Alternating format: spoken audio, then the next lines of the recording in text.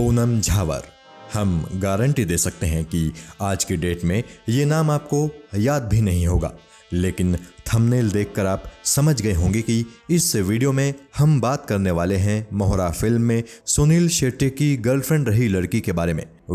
आप क्या, इतने सालों में तो हम भी पूनम झावर को भूल ही गए थे, लेकिन अभी कुछ दिन पहले ही इंटरनेट की दुनिया में टहलते टहलते इनकी कुछ तस्वीरें हमें दिखी, तो हमने सोचा कि क्यों ना इनकी तस्वीरों को कहानी की शक्ल देकर अपने व्यूअर्स के सामने पेश किया जाए। तो फ्रेंड्स, आज किस्सा टीवी पर पेश है पूनम झावर की कहानी। वही पूनम झावर जिन्होंने सालों पहले मोहरा फिल्म में अपने एक गाने से हर किसी के दिल में अपनी जगह बना ली थी और फिर उसके बाद ये जाने कहां गायब हो गई।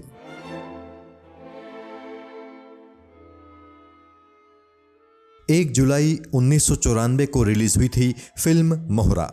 इस फिल्म में अक्षय कुमार, रवीना टंडन, नसीरुद्दीन शाह और सुनील शेट्टी जैसी धाकड़ स्टार कास्ट थी। ये फिल्म उस साल की दूसरी सबसे बड़ी ब्लॉकबस्टर फिल्म थी। इसी फिल्म से ही पूनम झावर ने डेब्यू किया था। हालांकि इनके नाम से तो इन्हें शायद ही कोई जानता हो, लेकिन ना कजरे की धार गाने वाली लड़की कहा जाए तो झट से इनका चेहरा हर किसी को याद आ जाएगा। मोहरा फिल्म में सुनील शेट्टी की गर्लफ्रेंड रही पूनम झावर ने 4 गुंडों से अपनी इज्जत को बचाने की खातिर खुद को चाकू मारकर खत्म कर लिया था। अपनी इसी प्रेमिका का बदला लेने के लिए ही सुनील शेट्टी जुर्म की दुनिया में उतर जाते हैं। उस गाने में वाकई में पूनम झावर बिना किसी मेकअप के नजर आई थी और अपनी खूबसूरती से इन्होंने हर किसी का दिल जीत लिया था। अब मोहरा फिल्म को रिलीज हुए सालों बीत चुके हैं। उस फिल्म से जुड़े ज्यादातर कलाकार अपना बड़ा नाम बनाने में कामयाब रहे, लेकिन पूनम झावर को कामयाबी नहीं मिल पाई। लोगों ने इन्हें जल्दी ही भुला दिया।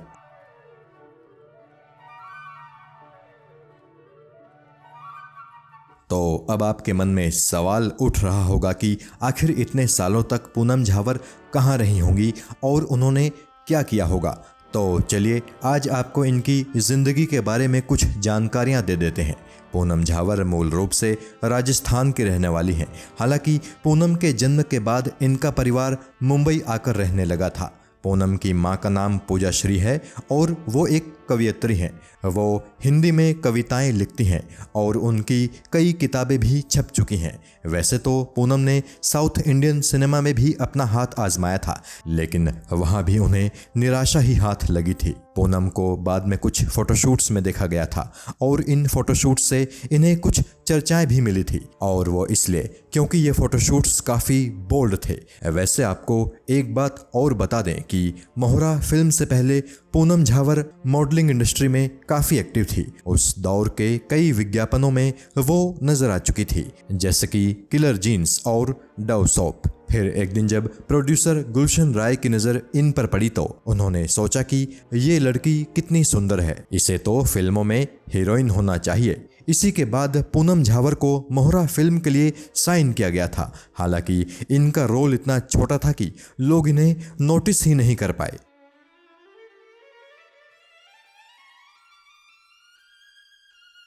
पूनम ने कुछ और हिंदी फिल्मों में भी काम किया था, लेकिन उनकी किस्मत में फिल्मों में नाम कमाना लिखा ही नहीं था। सो हुआ ये कि इनकी सारी फिल्में फ्लॉप हो गई। पूनम ने थोड़ी हिम्मत दिखाई और इन्होंने फिल्म प्रोडक्शन किया।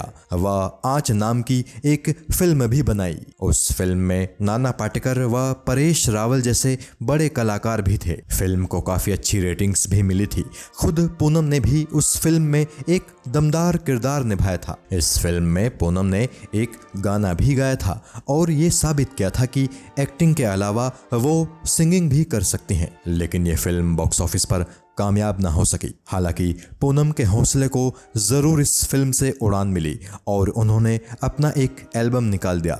बैक टू बैक इन्होंने 2 और एल्बम भी निकाले। बैक टू बैक इन्होंने 2 और एल्बम भी निकाले, लेकिन किस्मत की मारी पूनम का ये दांव भी उन्हें कामयाबी नहीं दिला पाया और धीमे धीमे पूनम गुमनामी के अंधेरों में खोती चली गई। हालांकि इन्होंने 9 म्यूजिक वीडियोस में भी काम किया था और इनके कुछ कुछ म्यूजिक वीडियोस काफ़ी पसंद भी किए गए थे, लेकिन वो सब कब आए और कब गए किसी को पता ही नहीं चला। फिर 18 सालों बाद यानी 2012 में इन्होंने फिर से फिल्मों में कमबैक किया और ये नजर आई फिल्म ओ माय गॉड में साध्वी गोपी मैया के किरदार में। यह किरदार राधे माँ से प्रेरित बताया जाता है।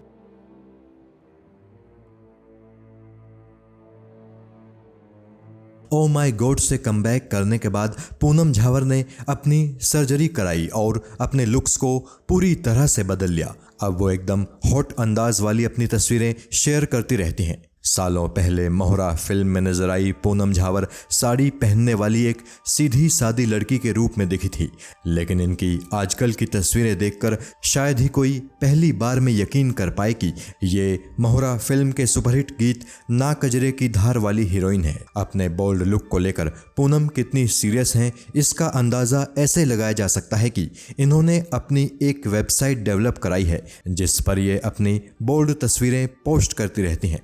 2013 में रिलीज हुई शाहिद कपूर की फिल्म आर राजकुमार में भी पूनम नजर आई थी। इसके अलावा 2G रेडिएशन नाम की एक फिल्म में भी ये दिखी थी। ये फिल्म 2G घोटाले पर बेस्ड थी और इस फिल्म में पूनम नीरा राडिया के रोल में दिखी थी। पूनम कहती हैं कि ये उनके पूरे करियर का सबसे स्ट्रॉन्ग कैरेक्टर था। पूनम ने तो अपने इस रोल को role of the life time तक बता दिया था।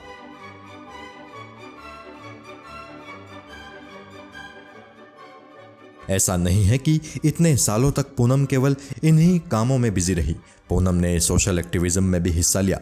जंतर मंतर पर हुए अन्ना हजारे के जन लोकपाल बिल के लिए आंदोलन में भी पूनम झावर ने हिस्सा लिया था। पूनम इस दौरान अन्ना हजारे के साथ स्टेज पर भी नजर आई थी और अब भी पूनम कई NGOs से जुड़ी हैं और उनके साथ काम करती रहती हैं। तो कहा जा सकता है कि भले ही पूनम झावर बहुत बड़ी सेलिब्रिटी ना बन सकी हों, लेकिन मॉडलिंग से करियर शुरू करके इन्होंने एक्टिंग, सिंगिंग और फिल्म प्रोडक्शन तक में हाथ आजमाया और अब जब ये 40 साल की उम्र तक पहुंच गई हैं तो अपने हुस्न से सोशल मीडिया पर कहर बरपा रही हैं। यानी कुल मिलाकर पूनम झावर अपने जीवन को अपने अंदाज में जी रही हैं और खुलकर जी रही हैं। किस्सा टीवी पूनम झावर के अच्छे भविष्य की कामना करता है और उम्मीद करता है कि एक बार फिर से पूनम झावर पहले की तरह अपने फैंस के लिए कुछ यूनिक लेकर आएं। जय हिंद।